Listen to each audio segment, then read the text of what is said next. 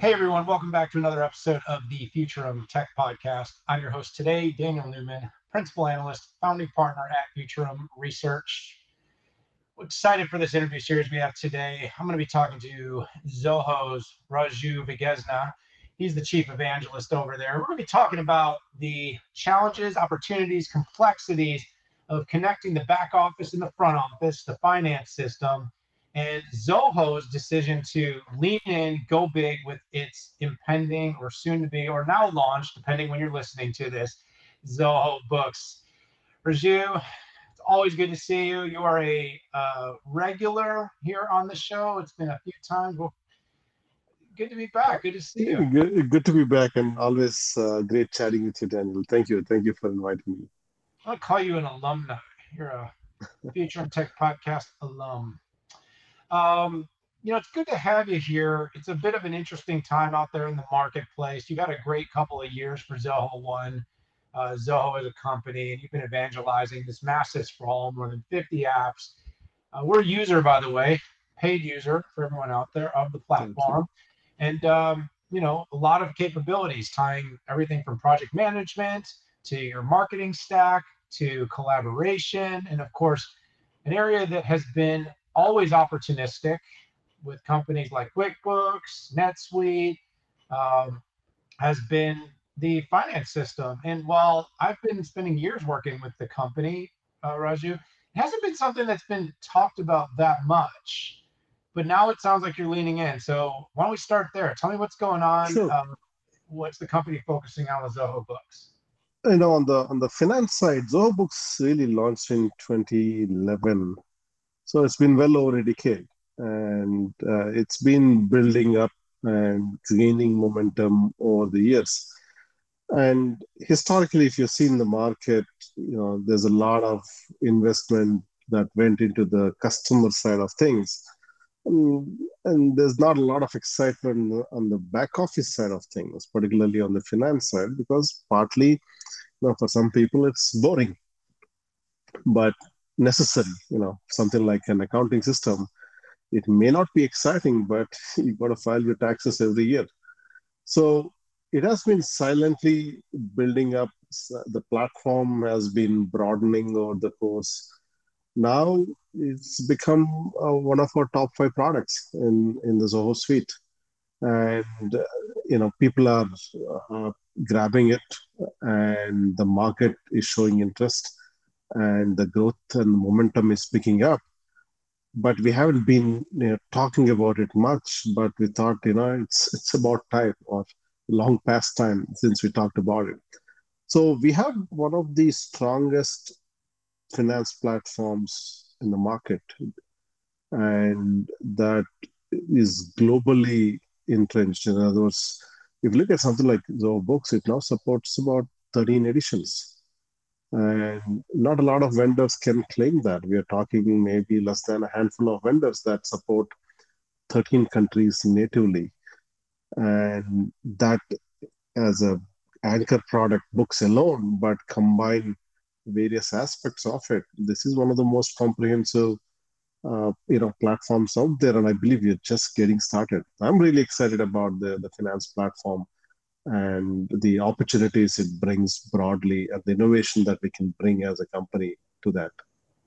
Well, it seems like it's been growing already. I think the revenue for Zoho Books is, I think it was something like 50% revenue year on year. It's one of your highest grossing products, if what I'm reading is correct. So, what I said in the beginning about it not being talked about much, I want to be clear to everyone out there not to confuse that with meaning it hasn't been a highly adopted product. Really, it sounds like what's going on is this was a core product that had really strong adoption, but because the finance system, for lack of better terms, maybe isn't as sexy as some of the other cool marketing, collab, project management tools, data, AI, it sometimes doesn't get talked about as much. But what you're really kind of saying is, hey, Zoho is in transition. We're a company that's moving from a almost entirely small business focused to moving to small mid to now moving up that stack to mid enterprise. And you realize that kind of rejuvenating interest, creating more awareness, creating more excitement about what the finance platform can do is becoming opportune at this moment in time.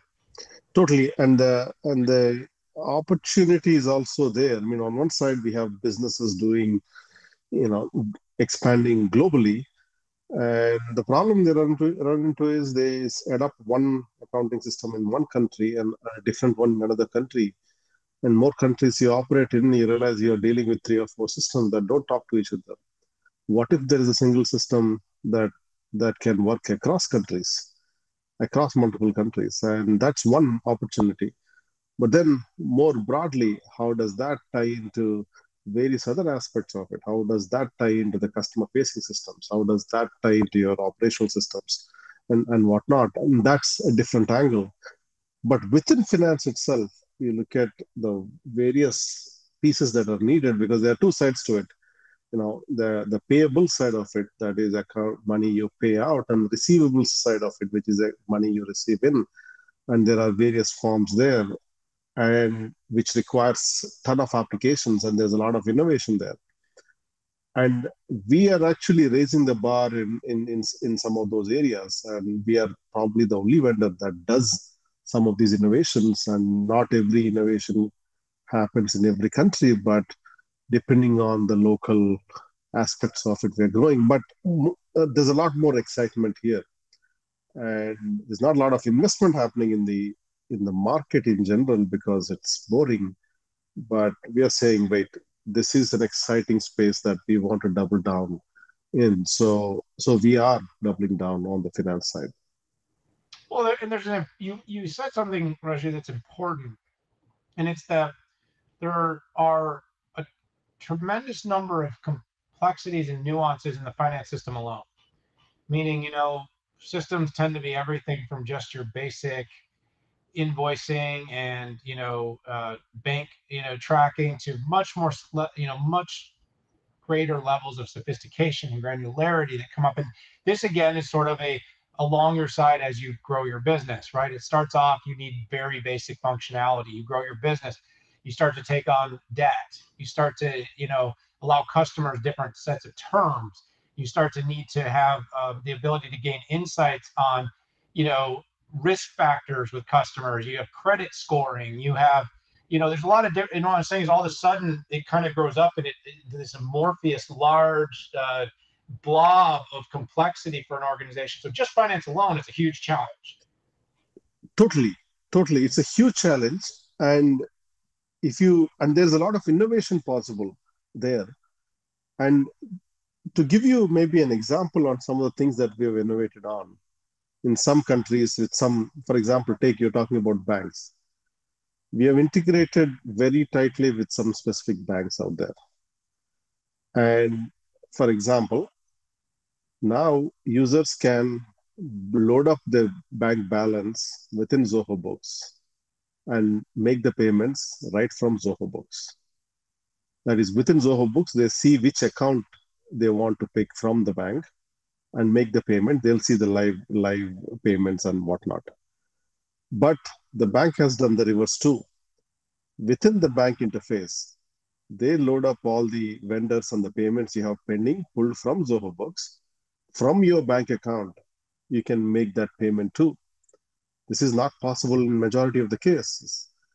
And we have taken it even one step further where within the context of your accounting system, you're applying for a loan. These are all innovations that historically weren't possible. For us, these things went live actually a year or two back in some countries and whatnot. So that is a simple example of innovation, but there's a lot more innovation coming on that front. And there's something revenue recognition requirements. These are all things that your system has been built to do in a large number of countries around the world. How many? Can you tell me how many? I know it's a lot. I just don't know how many. About 13 countries we natively support. 13th is launching, I think, the second week of November. That'll be Mexico. We'll be launching that. Or a few weeks back, we launched the Kenya edition. And of course, we support US, Canada, UK, Australia, India, UAE, and various other countries out there. We support about 13. But the depth of support is important. It's not just taxes. You also have to adhere to the local legislations. because there are these some countries there's a concept of e-invoicing where you have to support that, and integration with the local banks, integration with the local payment gateways, and on and on. It's a long list of things, and you have to natively support it. It's not like you offer it to a customer, let them customize it, and when it comes to accounting systems, you don't want to take any chances. It has to be perfect. Yeah, you make a great point, and you've already infiltrated most of the major global markets, and now you're starting to work into some of the more specific markets where I'm sure where Zoho has a strong adoption rate. We started the finance system creates tons of complexity, but let's be realistic. Collab, I mean, we're seeing that the demand in the market is we want full insights. We want to be able to link our databases. We want to be able to link our customer service tools. And so the story here has to be moving in that direction, right? I mean, if you want to compete with NetSuite, if you want to compete in parts of the Salesforce business, if you want to compete with Microsoft Dynamics, where they're serving that mid-market and larger enterprise, you have to be thinking about that. So talk about how that works. Is this Zoho Books and Zoho One story going to be all about building, comprehensive integration from the back office to all the front office tools? More importantly, unification rather than integration. And when I say unification, it is a superset of it where you should not even have to integrate. It has to be there, where it belongs, and that's a concept. So, but to do a good job, each of these pillars have to be really strong. We need to have a very strong finance suite or a platform. We need to have a very strong customer centric platform. You need to have a strong employee platform. You need a very strong collaboration, communication, and productivity platform. And we see all of these tying and very knit together well and unified well. And that is part of the plan. And each of these platforms are growing at a very strong pace and gaining its own adoption. And from a customer's point of view, they're seeing a comprehensive platform where everything just works. And is it going to get better? Absolutely. We are still in the early innings on this. It's only going to get better. So I like that choice of words, Raju, unification more than integration. I think it's probably an and, a little bit more than an or at this point, where Mhm.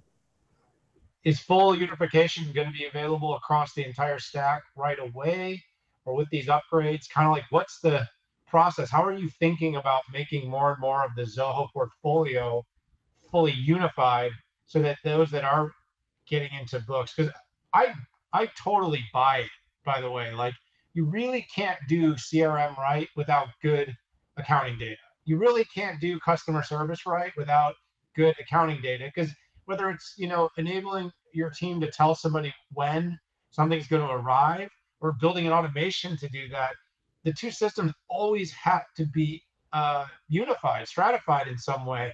And of course, there's calls and stuff, but it seems the idea would be to make it seamless. Totally. And that is the key. Where will it be ready, right away? Well, it is a multi-year project. We are talking about a massive complexity here. And it is not just unification between the Zoho systems. It also has to work with third-party systems. That is where the integration piece comes in, where I agree with you, it's unification and integration, unification within the Zoho system and integration with a third-party system. For example, if you take our finance suite, one of the key components, finance and operation suite, key component is inventory management, warehouse management, and whatnot.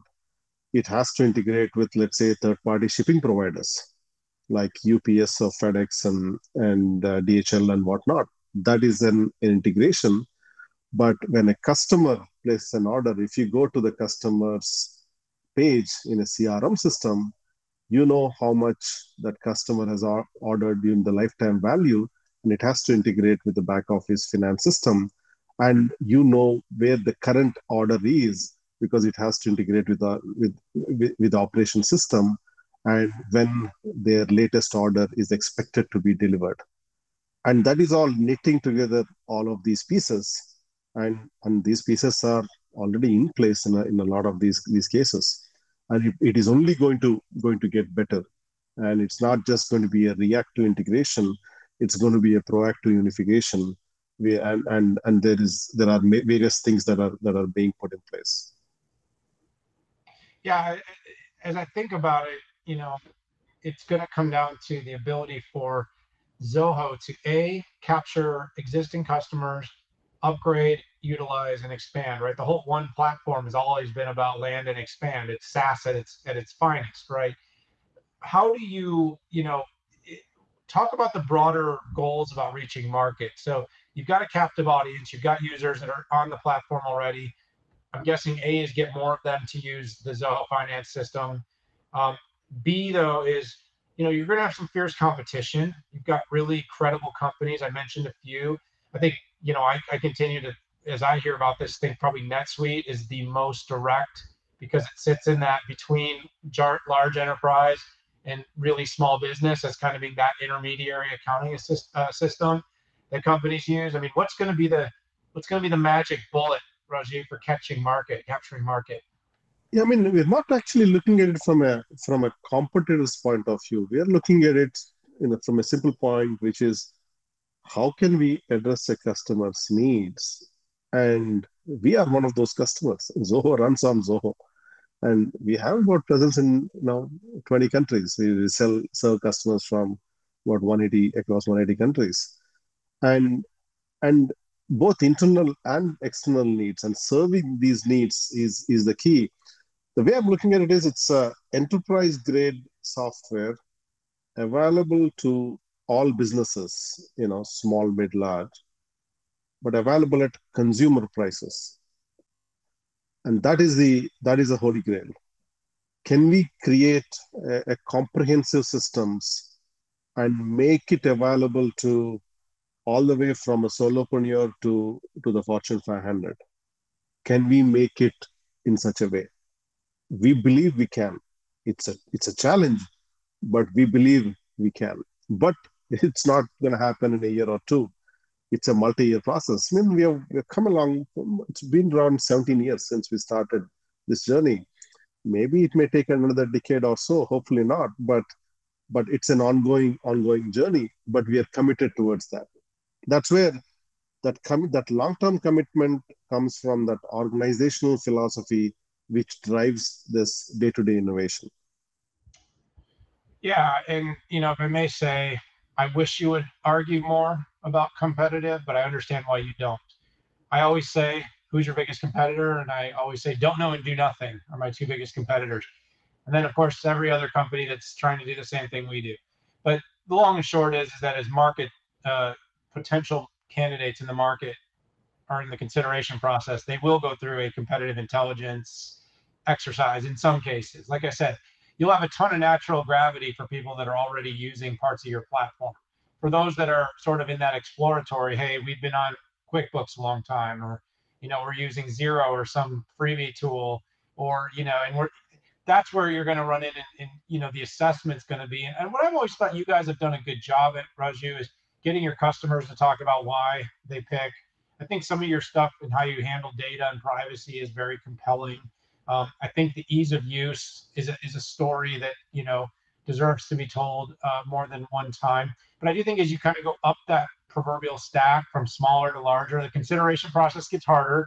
The competitive and the comparative becomes a more fierce challenge. Analysts like myself, our opinions become what we like to believe more important. I believe they become more important. But I do think overall there's a large market to catch, and it sounds like you guys are on a really good trajectory. Um, I know with this announcement, what's kind of the one big thing you want everyone that's listening to this podcast to walk away? Is it that, Zoho Books and finance is in focus, or what can we leave the audience with? You know, Objectively look at, if you're looking for some alternatives, some standard platforms that you can rely on, look at our finance platform. it's something we are really proud of. The way we have built, the way we have methodically expanded, and we are only getting started. Though this is one of the most comprehensive suites out there, we are only getting started. And if you look at the way the market is evolving, and in the current stage, there are vendors and competitors out there pulling out of some of these markets. We are entering and expanding the number of markets we support, and deepening the platform on one side, but also broadening the suites and broadening the number of countries we support. It's a very comprehensive suite of applications.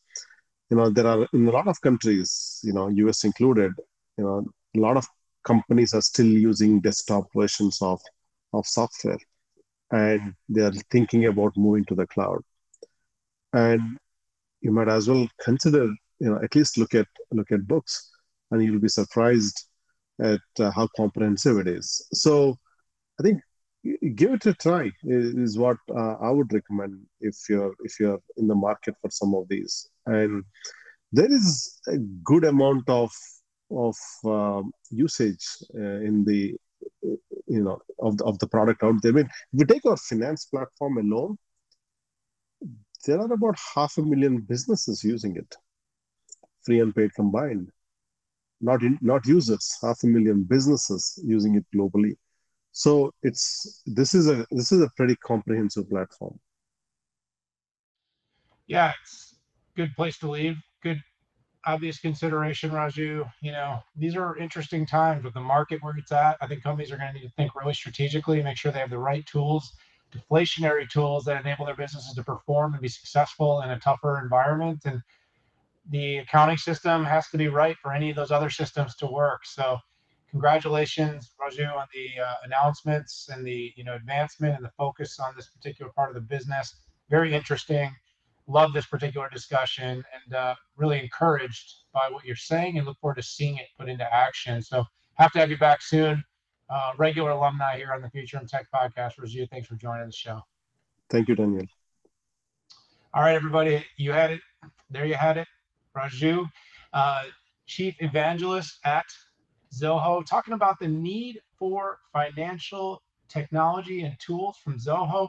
And overall, just a good story about a company that's building out a quite comprehensive platform in the cloud space with some very usable tools. Like I said, I know this because we use them.